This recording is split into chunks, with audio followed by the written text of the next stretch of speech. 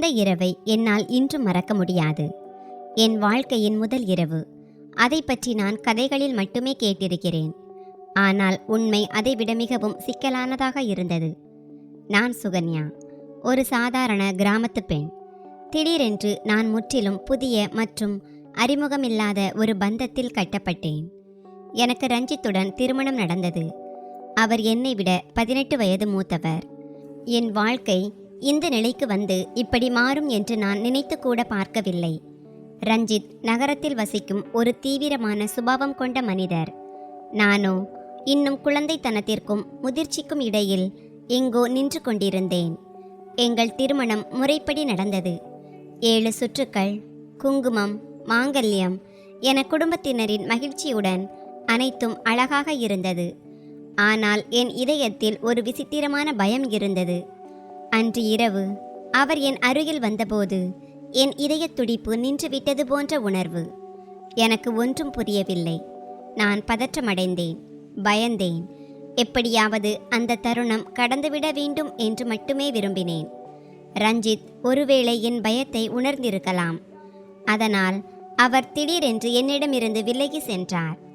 அவர் செல்வதை பார்த்தபோது என் இதயத்தில் ஒரு விசித்திரமான வெறுமை உண்டானது.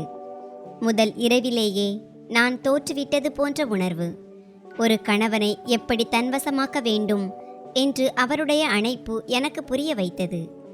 ஆனால் நான் இதை பற்றியெல்லாம் அறியாமல் இருந்தேன். மறுநாள் காலை அவர் என்னிடம் கேள்வி கேட்டபோது நான் வெட்கத்தில் தலைகுனிந்தேன். ஒரு மனைவியாக என் கடமையை செய்ய முடியவில்லையே என்று எனக்கு என் மீதே வருத்தமாக இருந்தது. இருந்தபோதிலும் ரஞ்சித்தின் இதயத்தில் எனக்கான இடத்தை நிச்சயம் பிடிப்பேன் என்ற பிடிவாதம் என் மனதில் பிறந்தது. காலம் மெல்ல கடந்து சென்றது. நான் ரஞ்சித்தை புரிந்து கொள்ள முயன்றேன். அவருடைய மௌனத்தை வாசிக்க கற்றுக்கொண்டேன். என்னை நானே மாற்றிக்கொண்டு ஒரு புதிய சுகன்யாவாக மாற முயற்சி செய்தேன். ஒருவேளை என் முயற்சி பலன் தந்தது போலிருந்தது. ஏனென்றால் ஒரு நாள் ரஞ்சித் முதன்முறையாக என்னை உண்மையாக பார்ப்பது போல பார்த்தார். உறவுகள் வலுக்கட்டாயமாக அல்ல, பொறுமை மற்றும் புரிதலால் உருவாகின்றன என்பதையும், நோக்கம் உண்மையாக இருந்தால் சில தூரங்கள் காலப்போக்கில் தானாகவே மறைந்துவிடும் என்பதையும் நான் அப்போது உணர்ந்தேன். அந்த நாளும் நான் மிகுந்த எதிர்பார்ப்புடன் அமர்ந்திருந்தேன். ரஞ்சித் என் அருகில் வர வேண்டும், என்னிடம் பேச வேண்டும் என்று என் இதயம் விரும்பியது. ஆனால் அவர் திடீரென்று எழுந்து சத்தமின்றி பால்கனிக்கு சென்று விட்டார். அவருடைய இந்த அலட்சியம் யாரோ உள்ளுக்குள் எதையோ உடைத்தது போல என் இதயத்தில் தைத்தது. அடுத்த நாள் நான் தைரியத்தை வரவழைத்து கொண்டு நடந்த அனைத்தையும் என் நாத்தனார்களிடம் சொன்னபோது அவர்கள் இருவரும் திகைத்து போனார்கள். ஒருத்தி தலையில் அடித்து கொண்டாள், மற்றவளோ என்னை முறைத்து பார்த்தாள். சுகன்யா, நீ கொஞ்சம் கூட விவேகமாக நடந்து கொள்ளவில்லை.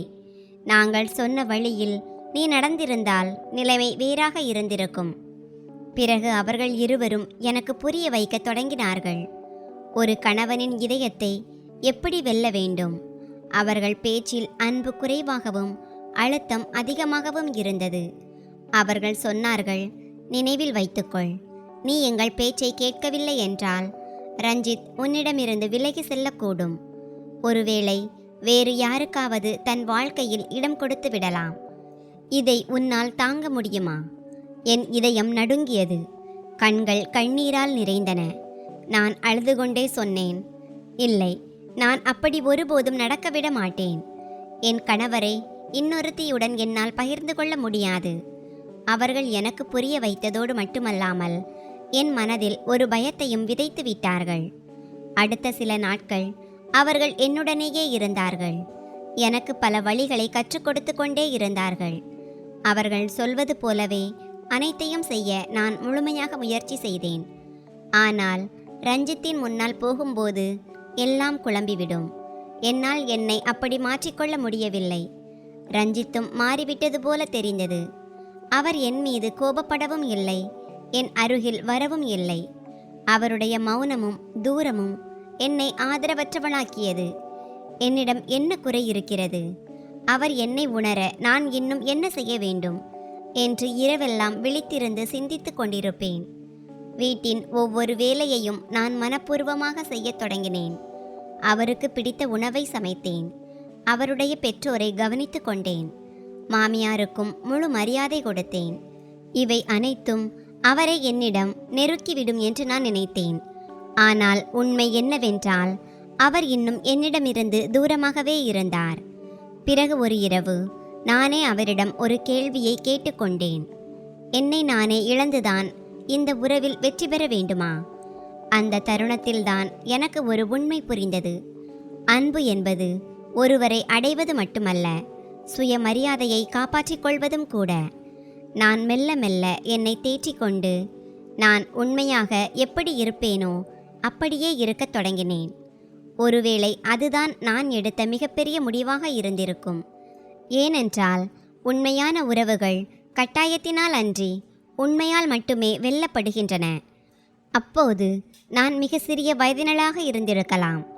ஆனால் ஒவ்வொரு மனிதனுக்கும் சில ஆசைகள் இருக்கும் என்பதையும் ரஞ்சித் அதிலிருந்து வேறுபட்டவர் அல்ல என்பதையும் என்னால் புரிந்து கொள்ள முடிந்தது.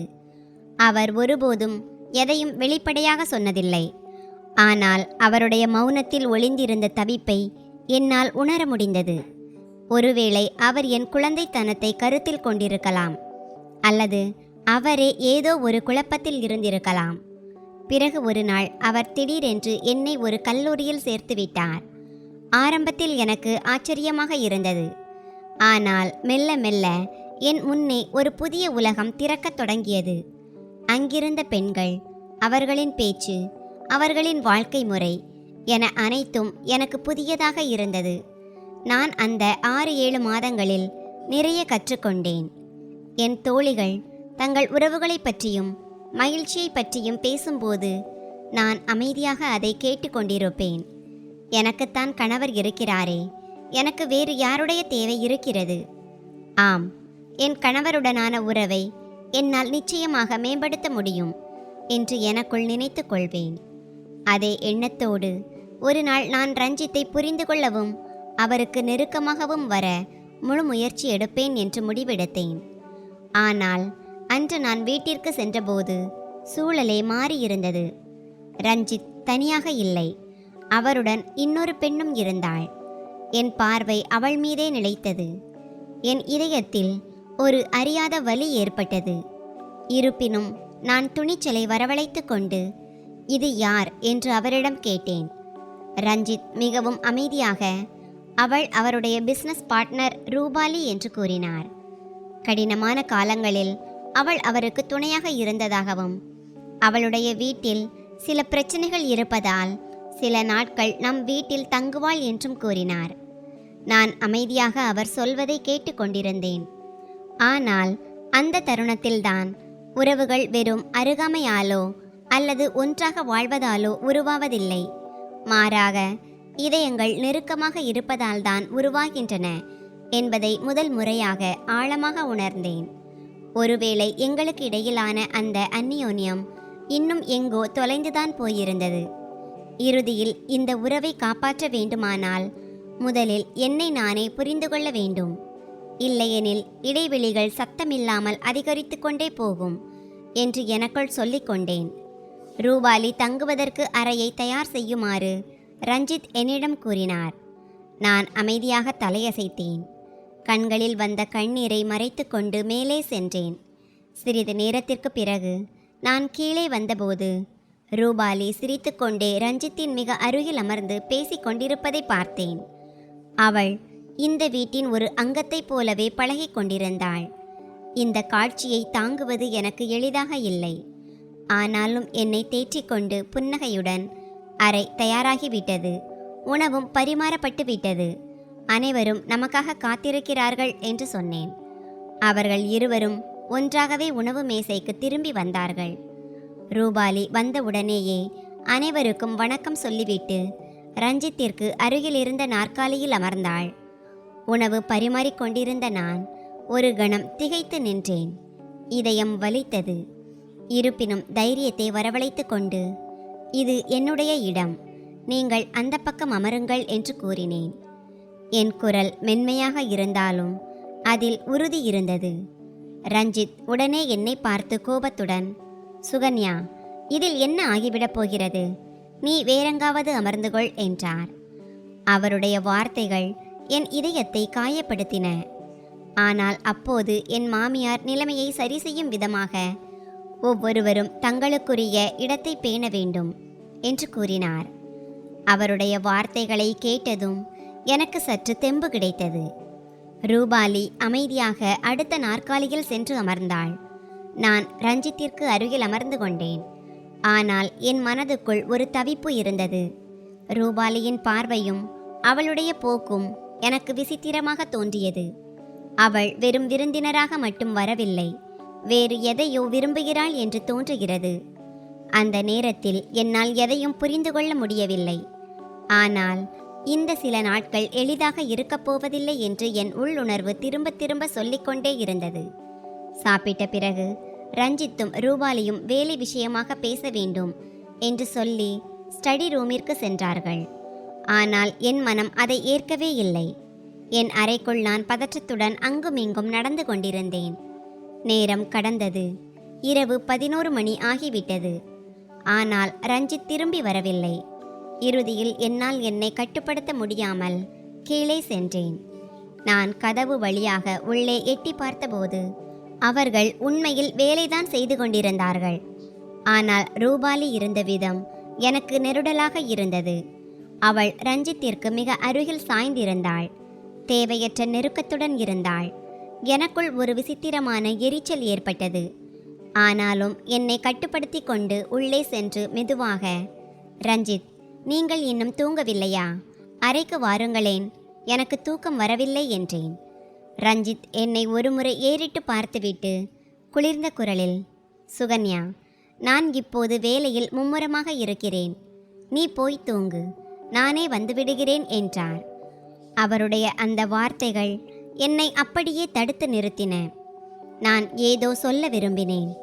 ஆனால் வார்த்தைகள் தொண்டையிலேயே சிக்கிக் கொண்டன.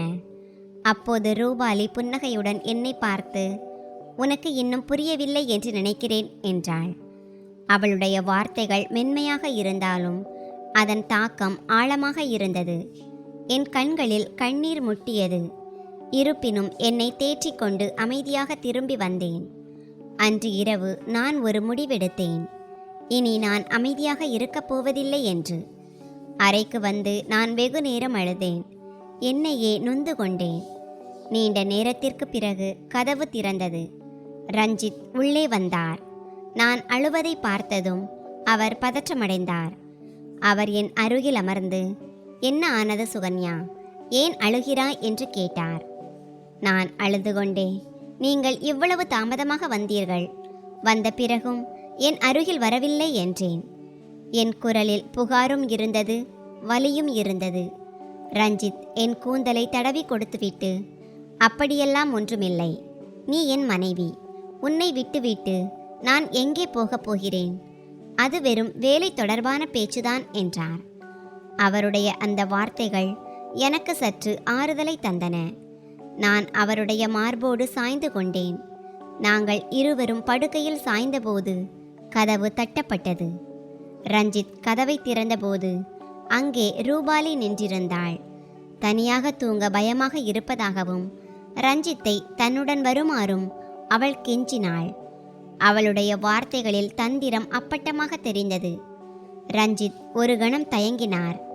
பிறகு என்னை பார்த்தார். என் கண்கள் கண்ணீரால் நிறைந்திருந்தன. ஆனால் என்னால் எதுவும் சொல்ல முடியவில்லை. அவர், இதோ இப்போதே வந்து விடுகிறேன் என்று மட்டும் சொல்லிவிட்டு கதவை சாத்திவிட்டு சென்றார். நான் மீண்டும் தனிமையில் விடப்பட்டேன். இந்த முறை அந்த தனிமை முன்பை விட பாரமாக இருந்தது. நேரம் கடந்து கொண்டே இருந்தது. ஆனால் அவர் வரவில்லை. இறுதியில் நான் துணிச்சலை வரவழைத்து கொண்டு அவளுடைய அறையை நோக்கி சென்றேன். கதவை மெதுவாக திறந்தேன். அங்கே நான் கண்ட காட்சி எஞ்சியிருந்த என் துணிச்சலையும் உடைத்துவிட்டது. அவர்கள் இருவரும் ஒருவருக்கொருவர் மிக நெருக்கமாக இருந்தார்கள். அந்த தருணத்தில் எல்லாம் முடிந்துவிட்டது போன்ற உணர்வு எனக்கு ஏற்பட்டது. நான் நடுங்கும் குரலில், இங்கே என்ன நடக்கிறது என்று கேட்டேன். ரஞ்சித் அதிர்ச்சியுடன் எழுந்தார். ரூபாலியும் பதற்றமடைந்தாள். நான் கண்ணீருடன், இப்போதே வந்து விடுகிறேன் என்று சொல்லிவிட்டு வந்தீர்களே, இங்கே இதெல்லாம் என்ன என்று கேட்டேன். அதே தருணத்தில் அவருடைய பதிலை காட்டிலும் எனக்கு என் நிலைமை என்ன என்பது புரிந்துவிட்டது. சில நேரங்களில் உண்மை வெளிவர தாமதமாகலாம், ஆனால் அது வெளிவரும்போது மனிதனை உள்ளுக்குள் முழுமையாக மாற்றிவிடும். நான் அந்த காட்சியை கண்டபோது ஒரு கணம் உலகமே நின்றுவிட்டது போலிருந்தது. ரஞ்சித்தின் சட்டையின் பட்டன்கள் திறந்திருந்தன. அவர் பதற்றத்துடன் உடனே நிமிர்ந்து அமர்ந்தார். ரூபாலி திகைப்புடன் அனைத்தையும் புரிந்து கொள்ள முயன்றாள். அவள் உடனே தன்னை சமாளித்து கொண்டு அப்பாவி போல நாடகமாடினாள். இவர் என் கணவர் என்று நான் நினைத்து விட்டேன். நீங்கள் இங்கே வந்து விடுவீர்கள் என்று எனக்கு தெரியாது. அவள் கண்களில் கண்ணீர் இருந்தது. ஆனால் இப்போது அவளுடைய தந்திரம் எனக்கு தெளிவாக தெரிந்தது. ரஞ்சித்தும் அந்த பேச்சை அங்கேயே முடித்துக்கொள்ள விரும்பி சத்தமில்லாமல் வெளியேறினார். உண்மையை எதிர்கொள்ளும் தைரியம் அவரிடம் இல்லாதது போலிருந்தது. அவர் வெளியே சென்ற அடுத்த கணம் எனக்குள் அடக்கி வைக்கப்பட்டிருந்த கோபம் எல்லாம் வெடித்தது. நான் அவள் அருகே சென்று யோசிக்காமல் அவளுடைய கூந்தலை பலமாக பிடித்து உலுக்கினேன். இன்னொரு முறை என் கணவருக்கு அருகில் வர முயற்சி செய்தாய், அவ்வளவுதான். அவர் எனக்கு மட்டுமே உரியவர். என் குரலில் கோபமும் வலியும் கலந்திருந்தது. அவளுக்கு கடுமையான எச்சரிக்கை விடுத்துவிட்டு என்னை தேற்றிக்கொண்டு அறையிலிருந்து வெளியே வந்தேன். ரூபாலி கோபத்தில் துடித்தாள். ஆனால் அவளுடைய கண்களில் இன்னும் அதே பிடிவாதம் இருந்தது.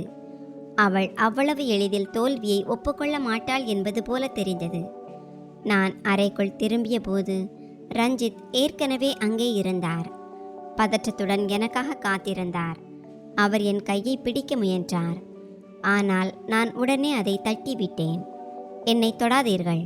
உங்கள் விளக்கம் எதையும் நான் கேட்க தயாராக இல்லை. என் குரல் சில்லிட்டு போயிருந்தது. உள்ளுக்குள் இருந்த வலி எல்லாம் இப்போது மௌனமாக மாறியிருந்தது. நான் படுக்கையில் சென்று படுத்து கொண்டேன். ஆனால் தூக்கம் எங்கே வரப்போகிறது? கண்ணீர் சத்தமில்லாமல் வழிந்தோடியது. அவரிடம் பேசுவது கூட சரியல்ல என்று எனக்கு தோன்றியது. ரஞ்சித் மீண்டும் மீண்டும் என்னை அழைத்து கொண்டிருந்தார். ஆனால் நான் பதில் சொல்வதை நிறுத்திவிட்டேன். அன்று இரவு எங்கள் மௌனமே அனைத்தையும் சொல்லிவிட்டது. காலையில் அவர் எழுந்தபோது நான் அறையில் இல்லை. நான் கீழே சென்று எதுவும் நடக்காதது போல காலை உணவை தயார் செய்துவிட்டேன். ஆனால் உண்மை என்னவென்றால் அனைத்தும் மாறிவிட்டது.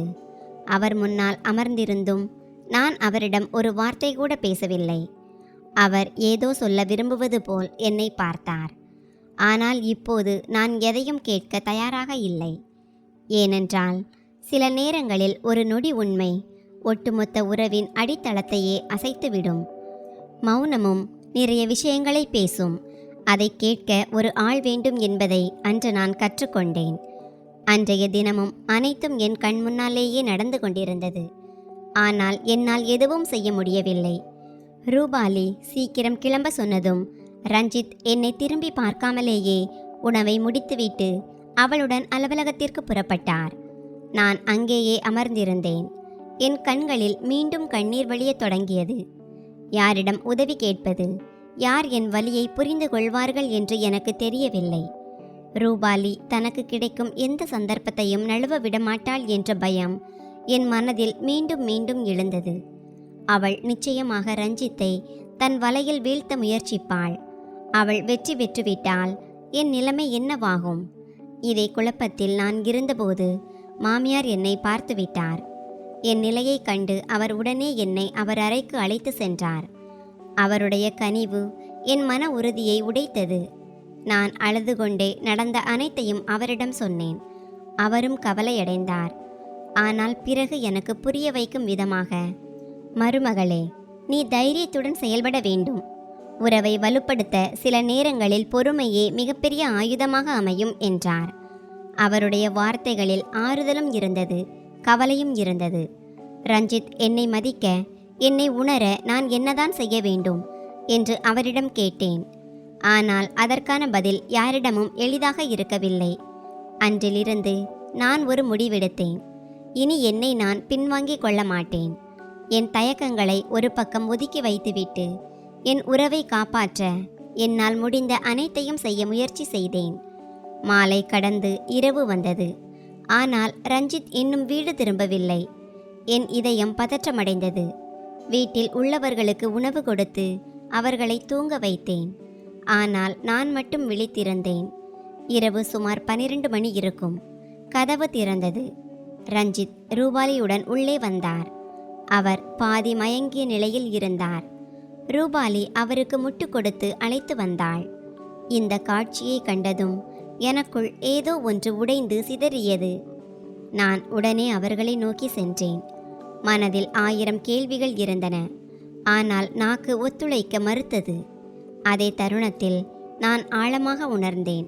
எனக்கான இடத்திற்காக நான் நிற்க கற்றுக்கொள்ளவில்லை என்றால் யாரோ ஒருவர் வந்து என் வாழ்க்கையை தீர்மானித்து விடுவார். சில நேரங்களில் மௌனமாக இருப்பதே மிகப்பெரிய தவறாகிவிடும். ரஞ்சித்தை அந்த நிலையில் பார்த்ததும் என் இதயம் வேகமாக துடிக்கத் தொடங்கியது. நான் உடனே அவரிடம் சென்று பதற்றத்துடன், உங்களுக்கு என்ன ஆனது என்று கேட்டேன். ஆனால் அவர் மயக்க நிலையில் இருந்தார். கண்களை கூட சரியாக திறக்க முடியவில்லை. என் பார்வை உடனே ரூபாலி மீது திரும்பியது. எனக்குள் இருந்த கோபம் வெடித்தது. இவருக்கு என்ன செய்தாய்? இவர் இதற்கு முன் ஒருபோதும் இந்த நிலையில் வந்ததில்லை. உண்மையை சொல் ரூபாலி என்று கத்தினேன். ரூபாலி ஒரு விசித்திரமான புன்னகையுடன் என்னை பார்த்தாள். என் வலி அவளுக்கு பொருட்டாகவே தெரியவில்லை. அவள் சொன்னாள், அட ஒன்றுமில்லை, நாங்கள் ஒரு பார்ட்டிக்கு சென்றோம். அங்கே ரஞ்சித் அவராகவே மது அருந்தினார்.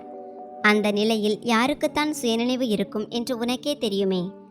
அவள் பேசும் விதம் கிண்டல் செய்வது போலவும் அவளுடைய கண்கள் விசித்திரமான கர்வத்துடனும் இருந்தன. பிறகு அவள் சற்று முன்னோக்கி சாய்ந்து சொன்னாள், உண்மையை சொல்லப்போனால் அவர் என்னிடம் தன் காதலை கூட வெளிப்படுத்தினார். பார்க்கிறாயா? நான் உடனே தலையசைத்து மறுத்தேன். இல்லை, நீ பொய் சொல்கிறாய். என் ரஞ்சித் அப்படிப்பட்டவர் அல்ல. என் குரல் உடைந்தது. ஆனால் இதயம் அதை நம்ப தயாராக இல்லை. அப்போது அவள் எனக்கு ஒரு வீடியோவை காட்டினாள். அதில் ரஞ்சித் தெளிவான சுயநினைவில் இல்லை என்பது தெரிந்தது. ஆனால் அந்த காட்சி என் இதயத்தை துண்டு துண்டாக உடைத்தது. என் தைரியம் அற்றுப்போனது. கைகள் தளர்ந்தன. நான் அங்கேயே உடைந்து போனேன். ரூபாலி சத்தமாக சிரித்தாள். இப்போதும் ஏதேனும் சொல்ல வேண்டுமா? அல்லது உண்மையை ஏற்றுக்கொள்வாயா என்றாள். அவளுடைய ஒவ்வொரு வார்த்தையும் என் இதயத்தில் அம்பு போல தைத்தன. நான் கஷ்டப்பட்டு என்னை தேற்றிக்கொண்டு ரஞ்சித்தை அவளிடமிருந்து பிரித்து என் அறைக்கு அழைத்து சென்றேன்.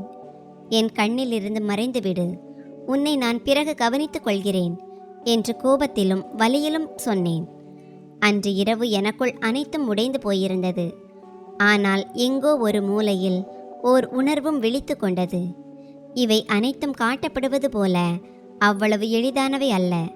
சில நேரங்களில் உண்மையை பொய்யெனும் திரைக்கு பின்னால் ஒளித்து வைத்து ஒரு மனிதன் தன் சொந்த உண்மையையே சந்தேகப்படும்படி செய்து விடுவார்கள். அன்று இரவு நான் அந்த வலியிலும் சந்தேகத்திலும் நின்றிருந்தேன். அந்த தருணத்தில் அனைத்தையும் விட்டுவிட்டு சென்று விடலாமா என்று கூட தோன்றியது. ஆனால் எங்கிருந்து அந்த துணிச்சல் வந்ததென்று தெரியவில்லை. ரஞ்சித்தை அந்த நிலையிலும் என்னிடமிருந்து விலகி போக விடாமல் என் அறைக்கு அழைத்து வந்தேன். ரூபாலியின் முகத்தில் கோபம் அப்பட்டமாக தெரிந்தது. அவளுடைய திட்டம் தோல்வியடைந்ததை அது காட்டியது. அவள் கண்களில் ஒரு விசித்திரமான கோபமும் பிடிவாதமும் இருந்தன. அவள் எந்த எல்லைக்கும் செல்ல தயாராக இருப்பது போல தெரிந்தது. அடுத்த நாள் நாங்கள் ஒரு விருந்துக்கு செல்ல வேண்டியிருந்தது. அங்கே குடும்பத்தினர் அனைவரும் இருந்தனர். ரஞ்சித் தொலைபேசியில் அழைத்து தன்னால் சரியான நேரத்திற்கு வர முடியாது என்றும் இரவுதான் வர முடியும் என்றும் கூறினார். நான் அவர் பேச்சை ஏற்றுக்கொண்டேன். ஆனால் என் மனதிற்குள் இருந்த தவிப்பு அடங்குவதாக தெரியவில்லை. நேரம் கடக்க கடக்க இரவு ஆழமானது. ஆனால் ரஞ்சித் வரவில்லை. என் நாத்தனார் எனக்கு ஆறுதல் கூற முயன்றார். ஆனால் விஷயம் அவ்வளவு எளிதானது அல்ல என்பது எனக்கு தெரியும். நான் பதற்றத்துடன், உங்களுக்கு அந்த பெண்ணை பற்றி தெரியாது, அவள் எதை வேண்டுமானாலும் செய்வாள் என்றேன். என் குரலில் பயம் அப்பட்டமாக தெரிந்தது. ஒரு விதமான மூச்சு திணறலுடன் நான் அங்கேயே அமர்ந்திருந்தேன். ரஞ்சித் எங்கே இருக்கிறார், எந்த நிலையில் இருக்கிறார் என்று என் மனம் திரும்ப திரும்ப சிந்தித்து கொண்டிருந்தது. ஏதோ ஒரு விபத்து மிக அருகில் வருவது போல என் இதயத் துடிப்பு எனக்கே கேட்டது. மறுபுறம் ரூபாலி தனது வலையை பின்னிக் கொண்டிருந்தாள். சந்தர்ப்பத்தை பார்த்து ரஞ்சித்தை தன் பக்கம் ஈர்க்க முயன்றாள். அவருடைய பலவீனத்தை பயன்படுத்தி கொண்டாள். ஆனால் சில உறவுகள் வெறும் காலத்தாலோ அல்லது துரோகத்தாலோ உடைந்து விடாது என்பதை அவள் மறந்துவிட்டாள். அன்று இரவுதான் என் உறவின் உண்மையான பரீட்சையை நான் உணர்ந்தேன். அன்பு என்பது வெறும் பேச்சில் இல்லை, கடினமான காலங்களில் உறுதியாக நிற்பதில்தான் அடையாளம் காணப்படுகிறது என்பதை அறிந்தேன். அந்த இரவின் ஒவ்வொரு கணமும் இன்றும் எனக்கு நினைவிருக்கிறது. காலம் அங்கேயே நின்றுவிட்டது போலிருந்தது. நாங்கள் அனைவரும் திடீரென்று அந்த அறைக்குள் சென்றபோது அங்கே கண்ட காட்சியால் என் காலடியில் இருந்த தரை நழுவுவது போன்ற உணர்வு ஏற்பட்டது.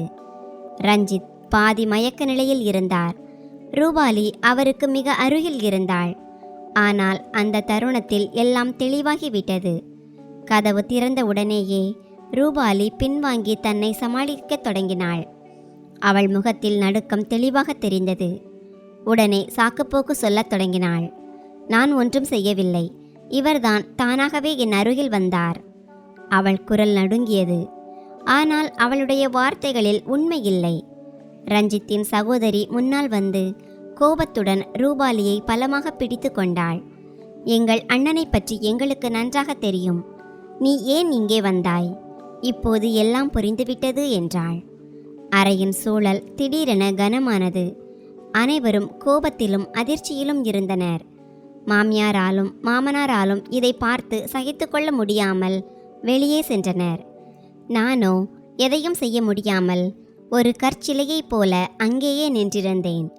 என் கண்களில் கண்ணீர் இருந்தது. ஆனால் என் குரல் எங்கோ தொலைந்து போயிருந்தது. ரஞ்சித்திற்கு நினைவு திரும்புவதற்காக அவருடைய சகோதரி அவர் முகத்தில் நீரை தெளித்தார். அவர் திடீரென்று எழுந்தபோது அதிர்ச்சியுடன் கேட்டார், இங்கே என்ன நடக்கிறது? நீங்கள் அனைவரும் ஏன் இங்கே இருக்கிறீர்கள்? அவருடைய அந்த அறியாமை என் இதயத்தை இன்னும் கனமாக்கியது. ஏனென்றால் எது உண்மை எது பொய் என்பது இப்போது எனக்கு நன்றாக புரிந்துவிட்டது. அந்த தருணத்தில் நான் ஒரு பெருமூச்சு விட்டு எனக்குள்ளேயே உறுதியளித்தேன், இனி என் உறவை யாருடைய துரோகத்திற்கும் பலியாக விடமாட்டேன். சில நேரங்களில் உண்மை வெளிவருவதற்கு ஒரு கடினமான தருணம் அவசியமாகிறது. அன்று இரவு அந்த தருணம் வந்துவிட்டது. அவர் திடீரென்று சுயநினைவு வந்ததும் பின்வாங்கினார். தான் எங்கே இருக்கிறோம், எந்த நிலையில் இருக்கிறோம் என்று அவருக்கு புரியாதது போல் இருந்தது. அவருடைய பார்வை என் மீது விழுந்ததும் அவர் முகத்தின் நிறமே மாறிவிட்டது. நீ இங்கே என்ன செய்கிறாய் என்று பதற்றத்துடனும் ஆத்திரத்துடனும் கேட்டார். ஆனால் அடுத்த கணமே சுற்றிலும் இருப்பவர்களை பார்த்தபோது உண்மை அவருக்கு மெல்ல மெல்ல புரியத் தொடங்கியது. அவர் விரைவாக எழுந்து ஏதோ விளக்கம் சொல்ல விரும்புபவர் போல என்னை நோக்கி வந்தார். ஆனால் நான் உடனே பின்வாங்கத் தொடங்கினேன். என் கண்களில் கண்ணீர் இருந்தது. ஆனால் அந்த கண்ணீரில் இப்போது வலியுடன் கோபமும் கலந்திருந்தது. உங்களை எனக்கு பிடிக்கவே இல்லை. என்னிடம் உங்களால் எப்படி இப்படி நடக்க முடிந்தது? என் குரல் நடுங்கியது. நான் அறிவற்றவள் என்று நீங்கள் எப்போதும் சொல்வீர்களே. என் வார்த்தைகள் அவரை சுட்டெரித்தன. அவர் ஏதோ சொல்ல முயன்றார். ஆனால் என் பொறுமையின் எல்லை முடிந்துவிட்டது. நான் ஒரு கணத்தில் கையை ஓங்கி அவர் கன்னத்தில் பலமாக அறைந்தேன். அவர் அப்படியே உறைந்து நின்றார். நான் அவருடைய ஒரு வார்த்தையை கூட கேட்க விரும்பாமல் என் அறையை நோக்கி சென்றேன். வீட்டில் பெரிய கலவரமே வெடித்தது. அவருடைய சகோதரிகள் ரூபாலியை கடுமையாக எச்சரித்து வீட்டிற்கு வெளியே துரத்தினார்கள். அவளுடைய அலறல்களும் விளக்கங்களும் வீணாகி போயின. ஏனென்றால் இப்போது அனைத்தும் வெட்ட வெளிச்சமாகிவிட்டது. கீழே ஹாலில் ரஞ்சித் தலைகுனிந்து அமர்ந்திருந்தார். யாருடைய கண்களையும் நேராக பார்க்கும் தைரியம் அவரிடம் இல்லை. அவருடைய அப்பா முன்னால் வந்து கோபத்தில் அவர் கன்னத்தில் மற்றொரு அறையை விட்டார். உன்னை என் மகன் என்று சொல்லவே வெட்கப்படுகிறோம். அவருடைய குரலில் துக்கமும் கோபமும் நிறைந்திருந்தது. மாமியாரின் கண்களில் கண்ணீர் வழிந்தது. ஒருவருடைய வாழ்க்கையை சீரழிக்க வேண்டும் என்று நாங்கள் உனக்கு கற்றுக் கொடுக்கவில்லை என்று சொல்லிவிட்டு அவர்கள் இருவரும் தங்கள் அறைக்கு சென்றார்கள். ரஞ்சித் அங்கே தனியாக அமர்ந்திருந்தார். தான் எதை தொலைத்து விட்டோம் என்று தனக்குள்ளேயே கேள்வி கேட்டபடி, நான் என் அறையில் அமர்ந்து சில நேரங்களில் ஒரு நொடி தவறு ஒட்டுமொத்த வாழ்க்கையின் உண்மையையே மாற்றிவிடும் என்று சிந்தித்து கொண்டிருந்தேன். அந்த இரவிற்கு பிறகு எனக்குள்ளேயே திரும்ப திரும்ப ஒரே கேள்வியை கேட்டுக்கொண்டிருந்தேன். ரஞ்சித் ஏன் இப்படி நடக்க அனுமதித்தார்? அவர் நினைத்திருந்தால் ரூபாலியை தன் அருகில் வராமல் தடுத்திருக்க முடியும். அவர் சுயநினைவோடு இருந்திருந்தால் ஒருவேளை இதெல்லாம் நடந்திருக்காது. ஆனால் இப்போது இதை பற்றி யோசிப்பதில் என்ன பயன்? நடந்து முடிந்தது முடிந்துவிட்டது. அவர் என் இதயத்தில் ஒரு பெரிய பிளவை ஏற்படுத்திவிட்டார். அது அவ்வளவு எளிதில் ஆறப்போவதில்லை. அவர் என் அறைக்கு வந்தபோது நான் அங்கே இல்லை. விருந்தினர் அறையில் என்னை நானே பூட்டிக் கொண்டேன். அவர் கதவை தட்டிக்கொண்டே இருந்தார். மீண்டும் மீண்டும் மன்னிப்பு கேட்டார். தான் நிரபராதி என்று நிரூபிக்க முயன்றார். ஆனால் அன்று இரவு அவர் சொன்ன ஒரு வார்த்தையை கூட கேட்க நான் தயாராக இல்லை. உள்ளே நான் அழுது கொண்டிருந்தேன், வெளியே அவர். ஆனால் இப்போது எங்களுக்கு இடையில் ஒரு கதவு மட்டுமல்ல, ஒரு பெரிய இடைவெளியே உருவாகிவிட்டது. மறுநாள் காலை நான் வெளியே வந்தபோது அவர் உடனே என் முன்னால் வந்து நின்றார். கண்களில் தவிப்புடன், சுகன்யா, நான் சொல்வதை கேள். நான் ஒன்றும் செய்யவில்லை. அவள்தான் எனக்கு துரோகம் செய்துவிட்டாள் என்று விளக்கம் தந்தார். ஆனால் நான் நில்லாமல் அவரை கடந்து சென்றேன். முன்னொரு காலத்தில் அவருக்கு என்னிடம் பேச நேரம் இல்லாதது போல இப்போது அவரிடம் பேச எனக்கு நேரமில்லை. நான் நேராக கீழே வந்து வேலைகளில் என்னை மும்முரப்படுத்தி கொண்டேன். காலை உணவு சமைக்கும் போதும் இதயம் கனமாக இருந்தது. ஆனால் முகத்தில் மௌனம் மட்டுமே இருந்தது. என் நாத்தனார் என்னை உற்று பார்த்தார். நான் நலமாக இருக்கிறேனா என்று கேட்டார். நான் வெறும் தலையசைப்புடன் ஆம் என்று சொல்லிவிட்டேன். சில விஷயங்களை வார்த்தைகளால் சொல்லிவிட முடியாது. ரஞ்சித் கீழே வந்தபோது அவர் அனைவரிடமிருந்தும் பார்வையை தவிர்த்தார். தன் முகத்தையே கண்ணாடியில் பார்க்கும் தைரியம் அவரிடம் இல்லாதது போலிருந்தது. அதே தருணத்தில் நான் ஒரு முடிவெடுத்தேன். என் மாமனாருக்கு முன்னால் சென்று நான் ஷாப்பிங் செல்ல விரும்புகிறேன் என்றேன். முதல் முறையாக நான் ஒரு ஆசையை வெளிப்படுத்தியது அதுதான். அவர் உடனே சம்மதித்தார். நானும் அவருடன் சென்றேன். நாள் முழுவதும் கடந்துவிட்டது. ஆனால் நான் வீடு திரும்பவில்லை. ஏனென்றால் நான் வெறும் ஷாப்பிங் மட்டும் செய்யவில்லை. என்னை நானே புதிய வழியில் தேடிக்கொண்டிருந்தேன். மாலையில் நான் வீடு திரும்பிய போது வாசலில் நின்றிருந்த ரஞ்சித்தின் பார்வை என் மீதே நிலைத்தது. அவர் என்னை அடையாளம் காண முயல்வது போலிருந்தது. நான் அதே சுகன்யாதான். ஆனால் பழைய சுகன்யா அல்ல. என் நீண்ட கூந்தலை வெட்டி என்னை நானே ஒரு புதிய தோற்றத்தில் மாற்றி அமைத்திருந்தேன். என் முகத்தில் இப்போது அந்த பழைய அப்பாவித்தனத்துடன் சேர்த்து இதுவரை இல்லாத ஒரு தன்னம்பிக்கையும் இருந்தது. அந்த தருணத்தில் நான் உணர்ந்தேன், ஒரு மனிதன் தன்னை மீண்டும் கட்டியெழுப்ப சில நேரங்களில் உடைந்து போவதும் அவசியம். எல்லாவற்றிற்கும் மௌனமாக இருக்கும் அந்த பழைய சுகன்யா நான் அல்ல. அன்று கண்ணாடியில் என்னை பார்த்தபோது முதல் முறையாக என்னை நானே அடையாளம் கண்டுகொள்வது போலிருந்தது. ஃபேஷியலுக்கு பிறகு என் முகம் பிரகாசமாக இருந்தது. புதிய தலை அலங்காரமும் எளிமையான அதே சமயம் அழகான உடைகளும் அனைத்தையும் மாற்றியிருந்தன. ஆனால் உண்மையான மாற்றம் எனக்குள் ஏற்பட்டிருந்தது. நான் வீடு திரும்பியபோது ரஞ்சித்தின் பார்வை என் மீதே நிலைத்தது. அவர் என்னை புரிந்து கொள்ள முயல்வது போலிருந்தது. ஆனால் நான் அவரை திரும்பி பார்ப்பது கூட அவசியமில்லை என்று கருதி நேராக கடந்து சென்றேன். என் நாத்தனார்களும் ஒரு சிறு புன்னகையுடன் அனைவருக்கும் வணக்கம் சொல்லிவிட்டு சென்றிருந்தனர். வீட்டில் ஒரு விசித்திரமான மௌனம் நிலவியது. அன்று இரவும் நான் என் அறைக்கு செல்லவில்லை. என்னை அவரிடமிருந்து தள்ளியே வைத்திருந்தேன். ரஞ்சித் என்னை தேடிக்கொண்டே இருந்தார். சில நேரம் சமையலறை பக்கம் செல்வார், சில நேரம் வாசலில் வந்து நிற்பார். ஆனால் எனக்கான பாதையை நான் தனியாக வகுத்து கொண்டேன். அடுத்தடுத்த நாட்களில் நான் என்னை முழுமையாக மாற்றிக்கொண்டேன். அவர் முன்னால் நான் வந்தேன். ஆனால் அவர் எனக்கு பொருட்டே இல்லை என்பது போல நடந்து கொண்டேன். அவர் என்னை பார்த்து கொண்டே இருப்பார், ஏதோ சொல்ல விரும்புவார். ஆனால் நான் சத்தமில்லாமல் அவரை கடந்து செல்வேன். அவருடைய கண்களில் தவிப்பு அதிகரித்து கொண்டே இருந்தது. ஒருவரை அலட்சியப்படுத்துவது எப்படி இருக்கும் என்பதை அவர் முதல் முறையாக உணர்ந்தார் போலும். அந்த தருணம் எனக்கு பலவீனமான ஒன்றாக தெரியவில்லை. மாறாக அது என் பலமாக தெரிந்தது. நம் மதிப்பை நாமே உருவாக்கி கொள்ள வேண்டும் என்பதை நான் கற்றுக்கொண்டேன். ஒரு மனிதன் தன்னைத்தானே மதிக்கத் தொடங்கும் போது இந்த உலகமும் அவனை அப்படியே பார்க்கத் தொடங்கும். தன் தவறுக்கான தண்டனையை தானே அனுபவிக்கும் ஒரு மனிதனைப் போல அவர் மாறியிருந்தார். நான் வேண்டுமென்றே அவரிடமிருந்து விலகி இருந்தேன். அதே சமயம் என் நடை உடை பாவனையில் ஒரு புதிய தன்னம்பிக்கையை கொண்டு வந்தேன். நான் சமையலறையிலிருந்து காலை உணவு மேசைக்கு வந்தபோது அவர் பார்வை என் மீதே இருந்தது. நான் மிகவும் எளிமையாகவும் அழகாகவும் என்னை அலங்கரித்து இருந்தேன். எல்லாவற்றிற்கும் மௌனமாக இருக்கும் அந்த பழைய அப்பாவி பெண் நான் அல்ல என்பதை அவர் முதல் முறையாக அப்போதுதான் உணர்ந்திருப்பார். அவர் என்னையே பார்த்து கொண்டிருந்தார். ஏதோ பேசத் துடித்தார்.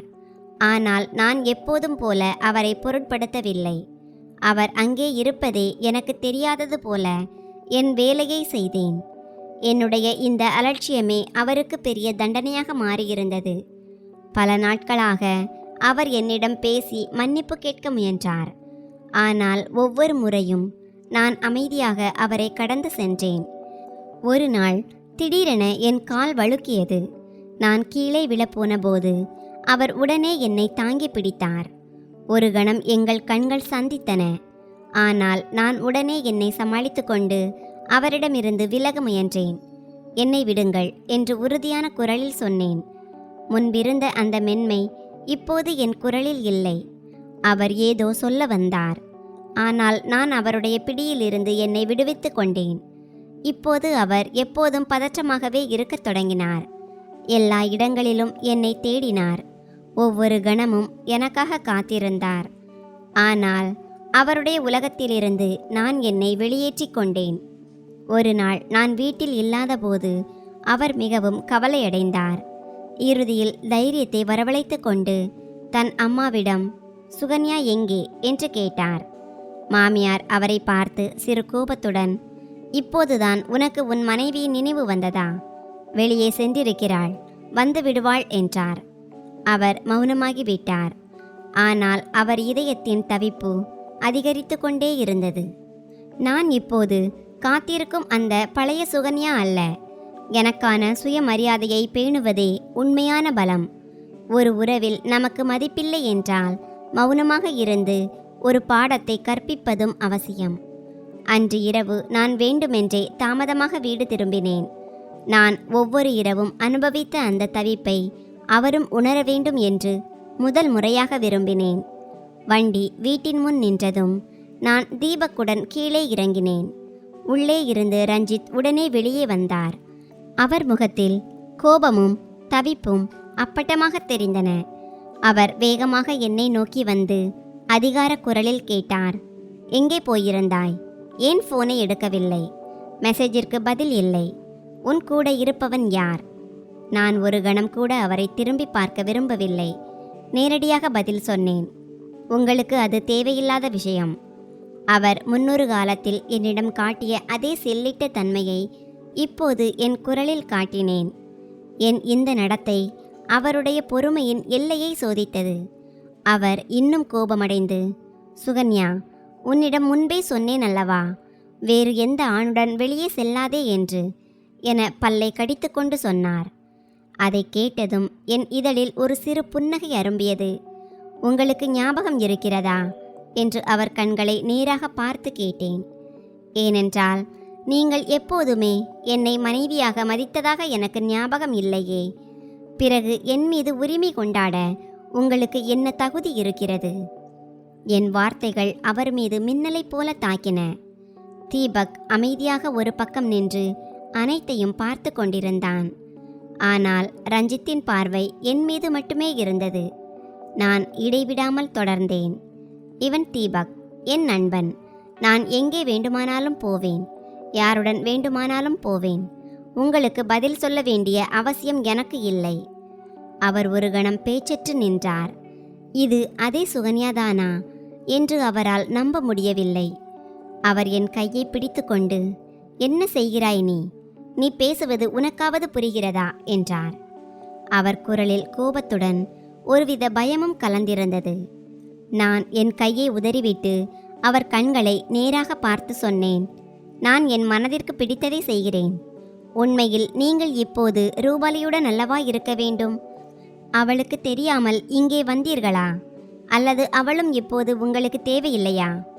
என் வார்த்தைகள் அவருக்குள் இருந்த பிடிவாதத்தை அசைத்தன. அவர் மெதுவாக, "நான் அவளை பார்க்கவே இல்லை. காலையிலிருந்து உனக்காகத்தான் காத்திருக்கிறேன்" என்றார். அவர் குரலில் இப்போது கோபம் குறைந்து இயலாமை அதிகமாக இருந்தது. நான் அமைதியாக அவரை பார்த்து கொண்டிருந்தேன். இப்போது வார்த்தைகளை விட உணர்ச்சிகளை அதிகம் பேசின. தான் அலட்சியப்படுத்திய அந்த இதயம் இப்போது தன்னிடமிருந்து வெகு தூரம் சென்றுவிட்டது என்பதை அவர் முதல் முறையாக உணர்ந்தார். பல ஆண்டுகளாக என் மனதிற்குள் புதைந்து கிடந்த அனைத்தையும் என் பார்வையின் மூலமே சொல்லிவிட்டேன். நீங்களும் தானே இரவு முழுவதும் வீட்டை விட்டு வெளியே இருப்பீர்கள். அப்போது எப்போதாவது என் ஃபோனை எடுத்தீர்களா? என் மெசேஜிற்கு பதில் சொன்னீர்களா? என் குரலில் வலியும் ஏளனமும் கலந்திருந்தது. நான் உங்களுக்காக காத்திருந்த இரவுகளில் நீங்கள் வேறு ஒருத்தியுடன் மும்முரமாக இருந்தீர்கள். இதை சொல்லும்போது என் இதயம் நடுங்கியது. ஆனால் நான் பலவீனமடையவில்லை. அவர் அமைதியாக நின்றார். ஏனென்றால் உண்மையின் முன் அவரிடம் பதில் இல்லை. நான் தொடர்ந்தேன். நீங்கள் நேரத்தை கழித்தது போலவே நானும் கழித்து கொண்டேன்.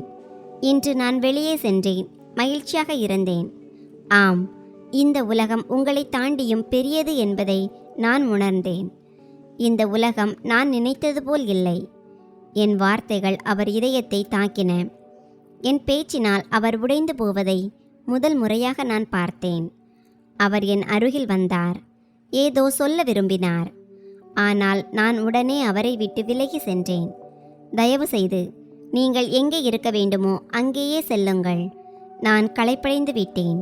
எனக்கு அமைதி வேண்டும்." இதை சொல்லிவிட்டு நான் உள்ளே சென்று கதவை சாத்திக் கொண்டேன். அறைக்குள் வந்து ஒரு சில நொடிகள் என்னை தேற்றிக் கொண்டேன். பிறகு குளிக்க சென்றேன். ஏனென்றால் எனக்குள் எழுந்த புயல் அடங்குவதாக தெரியவில்லை. தண்ணீர் ஒருவேளை என் கண்ணீரை மறைக்கலாம், ஆனால் இதயத்தின் வலியை அல்ல. திடீரென்று மின்சாரம் தடைபட்டது. நான் ஒரு துண்டை போர்த்தி கொண்டு வேகமாக வெளியே வந்து அறையில் இருந்த மெழுகுவர்த்தியை ஏற்றி வைத்தேன். அந்த வெளிச்சம் மங்கலாக இருந்தது. சூழலில் ஒரு விசித்திரமான மௌனம் நிலவியது. அப்போது எனக்கு பின்னால் யாரோ நிற்பது போன்ற உணர்வு ஏற்பட்டது. நான் பதற்றத்துடன் திரும்பி பார்த்தபோது ரஞ்சித் என் முன்னே நின்றிருந்தார். நான் பயந்தேன். ஆனால் அவர் என்னை விட மனமில்லாதவர் போல உடனே தடுத்து நிறுத்தினார். அவருடைய குரலில் ஆழமான வலி இருந்தது. "உன்னால் எப்படி என்னை இப்படி அலட்சியப்படுத்த முடிகிறது?" நான் அவர் கண்களை பார்த்தேன். அங்கே வருத்தம், தவிப்பு மற்றும் உண்மையான அன்பின் நிழலாட்டம் தெரிந்தது. அந்த தருணத்தில்தான் நான் உணர்ந்தேன், பல உறவுகள் உடைந்த பிறகுதான் தங்களின் உண்மையான மதிப்பை உணர்த்துகின்றன என்று. ஆனால் கேள்வி என்னவென்றால், உடைந்த எல்லா உறவுகளையும் மீண்டும் ஒட்ட வைக்க முடியுமா? அவர் திடீரென என் முன் வந்து நின்ற அந்த தருணத்தை இன்றும் நான் நினைத்து பார்க்கிறேன். நான் ஆச்சரியத்தில் இருந்தேன். அவரோ தன் உணர்ச்சிகளின் மீதான கட்டுப்பாட்டை இழந்திருந்தார். அவர் பேச்சில் ஒரு விசித்திரமான பிடிவாதம் இருந்தது. "உன் மீது எனக்கு மட்டுமே உரிமை இருக்கிறது." ஆனால் இப்போது அவருடைய வார்த்தைகள் முன்பை போல என் மனதை தொடவில்லை. நான் என்னை தேற்றிக்கொண்டு உறுதியான குரலில் சொன்னேன், "உரிமை என்பது வெறும் பெயரில் மட்டும் இல்லை, அதை செயலிலும் நிலைநாட்ட வேண்டும்." என் இந்த வார்த்தைகள் அவர் மீது ஆழமான தாக்கத்தை ஏற்படுத்தின. அவர் ஒரு கணம் மௌனமாக இருந்தார். ஆனால் அவர் கண்களில் இருந்த தவிப்பு அப்பட்டமாக தெரிந்தது. தீபக் என்ற பெயரை கேட்டதும் அவருக்குள் நெருப்பு பற்றி எரிந்தது போலிருந்தது. அவர் கோபத்திலும் பொறாமையிலும் உழன்றார். ஆனால் அவருக்கு உண்மை தெரிந்திருக்கவில்லை. நான் நேரடியாக சொன்னேன், "தீபக் என் அண்ணன்." இதை கேட்டதும் அவர் காலடியில் இருந்த தரை நழுவுவது போன்ற உணர்வு ஏற்பட்டது. அவர் முகத்தில் வெட்கம், ஆச்சரியம், வருத்தம் என அனைத்தும் ஒரே நேரத்தில் வந்து சென்றன. யாருடைய கண்களையும் நேராக பார்க்க முடியாமல் அவர் உடனே பின்வாங்கினார். நான் தவறாக புரிந்து கொண்டேன். அவருடைய குரல் உடைந்தது. பிறகு முதல் முறையாக அவர் உண்மையான மனதுடன் மன்னிப்பு கேட்டார். நான் தவறு செய்துவிட்டேன். நான் உண்மையிலேயே வெட்கப்படுகிறேன். அவரை பார்த்து நான் மென்மையாக புன்னகைத்தேன். ஏனெனில் உண்மை என்னவென்றால் நான் அவரை ஏற்கனவே மன்னித்து விட்டேன். ஆனால் அவர் தனது தவறை உணர வைப்பது அவசியமாக இருந்தது. நான் மெதுவாக சொன்னேன், மன்னிப்பு கேட்பது எளிது, ஆனால் மீண்டும் நம்பிக்கையை உருவாக்குவது மிகவும் கடினம். அன்றிலிருந்து அவர் மாறத் தொடங்கினார். சில நேரங்களில் எனக்காக சிறிய பரிசுகளை கொண்டு வருவார். சில நேரங்களில் என்னிடம் மணிக்கணக்கில் பேச முயற்சிப்பார்.